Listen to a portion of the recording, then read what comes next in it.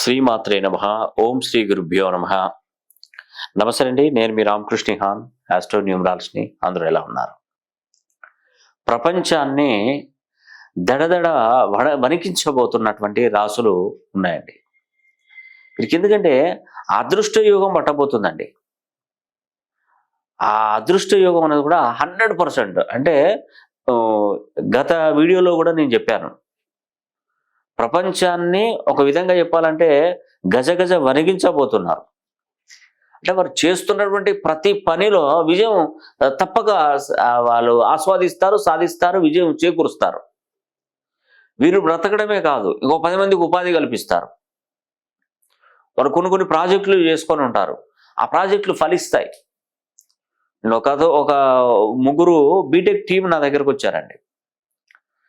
BTech team నా దగ్గరకు వచ్చి, మా ప్రాజెక్టు చాలా పెద్ద సార్, ఇది ఒక్కటి సక్సెస్ అయితే ఇక మా జీవితాలు మొత్తం మారిపోతాయి, మేము ఒక 100-200 మందికి మేము ఉపాధి కల్పించగలుగుతాం, ఆ ప్రాజెక్టు పూర్తయ్యే విధంగా ఏదైనా ఒక రెమెడీ చెప్పండి, మేము ఏదైనా చేసుకుంటామని చెప్పేసి నా దగ్గరకు వచ్చారు.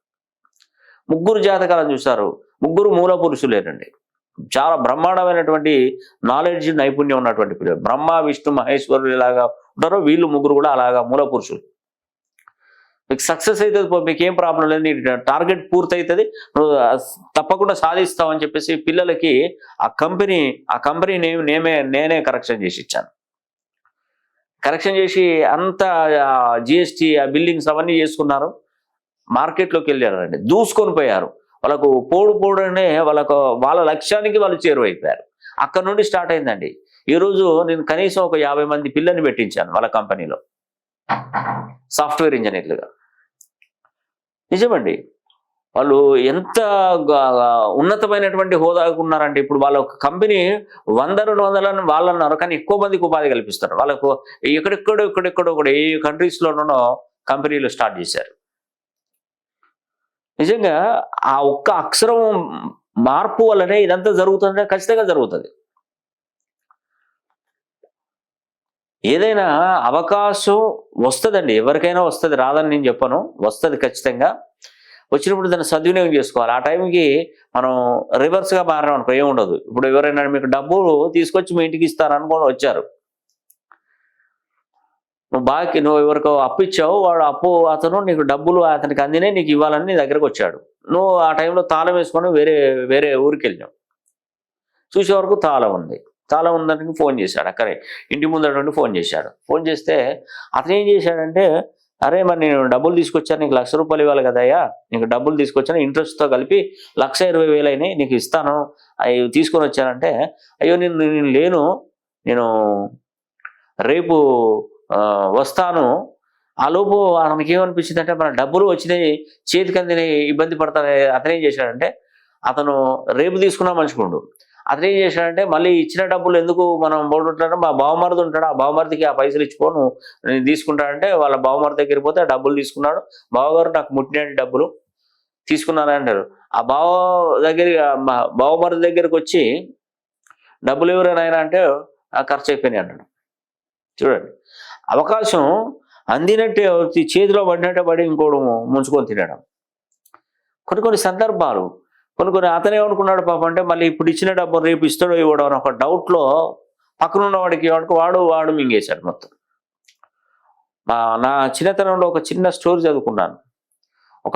ఒక పిల్లి, అంటే ఒక కోతి 2 పిల్లుల మధ్యలో సంభాషణ. ఒక రొట్టె ముక్క తీసుకొచ్చుకుంది పిల్లి, 2 పిల్లులు తీసుకొచ్చుకున్నాయి, కొట్లాడుకుంటున్నాయి. నేను తీసుకొచ్చాను పైన కోతి తీసుకొచ్చి కిందికి వచ్చేసి 2 పిల్లని అడిగాను, ఏంది మీ బాధ ఏంటంటే, రొట్టె ముక్కని నేను తీసుకొచ్చానని ఈయన అంటున్నాడు, ఆ పిల్లి ఇంకోటి నేను తీసుకొచ్చాను అంటుంది. అట్లా కాదు, ఈ రెండింటిని సమానంగా నేను చేసిస్తాను, మీరు ఉండండి అని చెప్పేసి ఆ కోతి రొట్టె ముక్క తీసి సమానంగా కట్ చేసి తూకం చేసింది. తూకం చూస్తే ఇది కొంచెం ఎక్కువ ఉందని చెప్పేసి తింటది. తూకం మళ్ళీ ఇది తినగానే ఇది పెరుగుతుంది, అయ్యో ఇది ఎక్కువైందని అది తింటది. మళ్ళీ ఇది పెరుగుతుంది, అది పెరిగి మొత్తం ఆ రొట్టె మొక్కను మొత్తం ఆ కోతి ఎత్తుకొని పోతుంది, తినిపోతుంది. ఈ 2 పిల్లలు బెక్కుమని చూస్తుంటాయి. అవకాశాలు కూడా మనకు కొన్ని సందర్భాలలో మనకు అన్నీ తెలుసు, అన్నీ వచ్చు, కానీ మన చేతిలో నుండి మిస్ అయిపోతూ ఉంటాయి.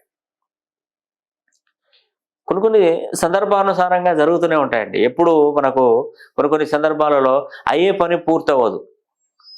ఈ మనకు ఎవరైనా డబ్బు ఇస్తారన్న ఒక టైము రేపు ఇస్తానని తీసుకెళ్ళరు, రండి అని చెప్పేసారు, రేపు పోయి అడిగితే లేవు అని చెప్పేస్తారు. టైం అది. కాబట్టి అన్ని వేళలా అందరికీ మంచి టైం కలగాలంటే దానికి ఒకటే మార్గం, మనం ఫస్ట్ పాజిటివ్ ఎనర్జీగా ఉండాలి. మన పేరులో బలాన్ని పెంచుకోవాలి. ఆ పేరులో బలాన్ని పెంచుకోగలిగితే మన జీవితం ఎంతో అద్భుతంగా రాణిస్తుందండి.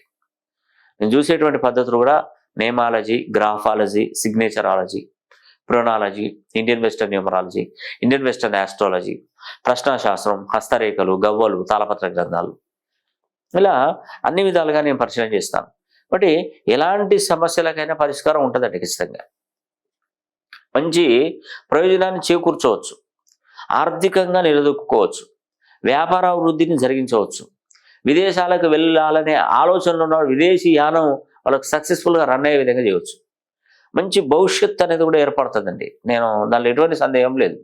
కాబట్టి నేను ఒకటే చెప్తున్నాను, ఎవరైనా కూడా 360 డిగ్రీల కోణంలో, 270 నుండి 360 డిగ్రీల కోణంలో ఆ పేరును మంచి సంఖ్యాబలంలోకి మీరు సరి చేసుకోవాలి. అలా సరి చేసుకున్నటువంటి వారికి మాత్రమే ఈ అదృష్టం కలుగుతుంది. మీరు చూస్తారు కదా, 2024 సంవత్సరము ఈ యొక్క శని త్రయోదశి నుండి ప్రపంచాన్ని గడగడ వణికించబోతున్నారు. అంటే వాళ్ళకు అసలు దానికి అదుపు ఉండకుండా వారి యొక్క జీవన విధానంలో మెరుగుపడడం, ఉన్నతంగా జీవించడం, సంపాదించడం వీళ్ళకి మొదలు కాబోతుంది. ఒకటి కన్యా రాశి, రెండోది సింహరాశి, మూడోది మిథున రాశి, నాలుగోది వృశ్చిక రాశి. గుర్తుపెట్టుకోండి, ఈ 4 రాశులలో పుట్టినటువంటి వారు మరి ఎప్పటి నుండి ఈ శని త్రయోదశి నుండి, ఈ శని త్రయోదశి ఈ నెల 23వ తారీఖున వస్తుంది. నేను మర్చిపోయాను, ఈ నెల 23వ తారీఖున శని త్రయోదశి నాడు 12 రాశులలో పుట్టినటువంటి వారు శని హోమం తప్పకుండా జరిపించుకోండి. ఎందుకు చెప్తున్నానంటే, కుంభరాశిలోకి శనీశ్వరుడు 30 సంవత్సరాలకు ఒకసారి వస్తాడు. అప్పుడు మాత్రమే ద్వారాలు తెరుచుకుంటాడు. అప్పుడు మనం వినతులు సమర్పించాలి శనీశ్వరుడికి. మనం వినవించుకోవాలి, మన కష్టాలు బాధలని చెప్పుకోవాలి. మనకున్నటువంటి కర్మలు రాబోయే 30 సంవత్సరాలు ఎలాంటి ఇబ్బందులు లేకుండా నీకు సైడ్ వేస్ అయ్యి మనకు గేట్ పాస్ ఇచ్చే విధంగా చేస్తాను. శని హోమం ద్వారానే మనం ప్రసన్నం చేసుకోవాలి. ముళ్ళును ముళ్ళుతోనే, వజ్రాన్ని వజ్రంతోనే కోయాలన్నట్టుగా శని ఆరాధించి శనికి సంబంధించిన హోమం జరిపించి శనిని ప్రసన్నం చేసుకోవాలి. అలా చేసుకున్నటువంటి వారికి రాబోయే 30 సంవత్సరాలు మళ్ళీ కుంభరాశిలోకి మళ్ళీ తిరిగి వచ్చే వరకు 30 సంవత్సరాలు పడుతుంది. అప్పటి వరకు శనీశ్వరుడు మన యందు ఎలాంటి ఇబ్బందులు కూడా తలపెట్టాడు. కాబట్టి మర్చిపోకుండా అర్ధాష్టమ శని నడుస్తున్నటువంటి వృశ్చిక రాశి వారు, అష్టమ శని నడుస్తున్నటువంటి కర్కాటక రాశి వారు, ఏళ్ళనాటి శని నడుస్తున్నటువంటి మకర, కుంభ, మీన, మొత్తం ఈ 5 రాశులలో జన్మించిన వారు ప్రత్యేకంగా ఈ శని త్రయోదశి నాడు తప్పకుండా శని హోమం జరిపించుకోండి. దానిలో ఎటువంటి సందేహం లేదు. మీ భవిష్యత్తు ఇక్కడే ఆధారపడి ఉంటుంది. కాబట్టి వీలైనంత త్వరగా స్లాట్లు బుక్ చేసుకోవాలి. స్లాట్లు బుక్ చేసుకొని మీ యొక్క శని హోమం జరిపించుకుంటే చాలా మేలు జరుగుతుందండి.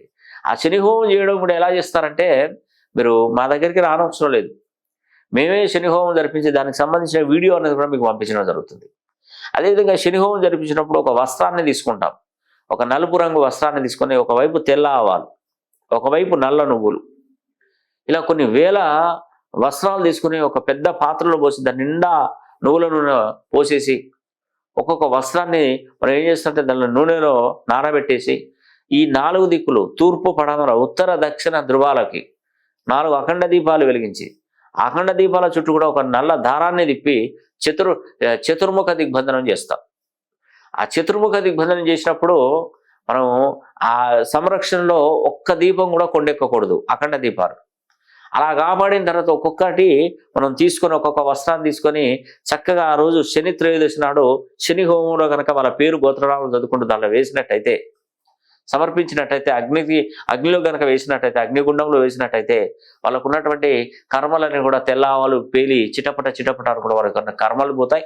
వాళ్ళకు శని ప్రభావం ఉన్నది కూడా తగ్గిపోయి రాబోయే 30 సంవత్సరాల శనీశ్వరుని ఆశీస్సులు కూడా తప్పకుండా కలుగుతాయి. ఈ అవకాశాన్ని మీరు ఇప్పుడు మాత్రం అసలు ఎట్టి పరిస్థితుల్లో మిస్ చేసుకోకూడదు. ఎందుకంటే కుంభరాశిలో నుండి మీనరాశిలోకి శనీశ్వరుడు వెళ్తే గేట్లు క్లోజ్ అయిపోతాయి.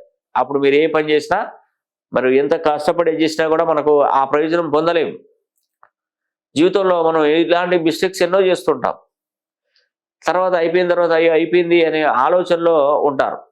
కాబట్టి అవకాశం ఉన్నప్పుడు సద్వినియోగం చేసుకోండి.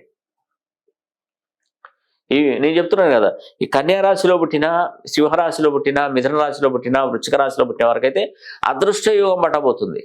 ఇక మీకు తిరుగుండదండి. ఈ అవకాశాన్ని ప్రతి ఒక్కరు సద్వినియోగం చేసుకోవాలని కూడా మనసా వాచా కర్మేణ కోరుకుంటూ సెలవు తీసుకుంటున్నాను. సర్వే జన సుఖినో భవంతు.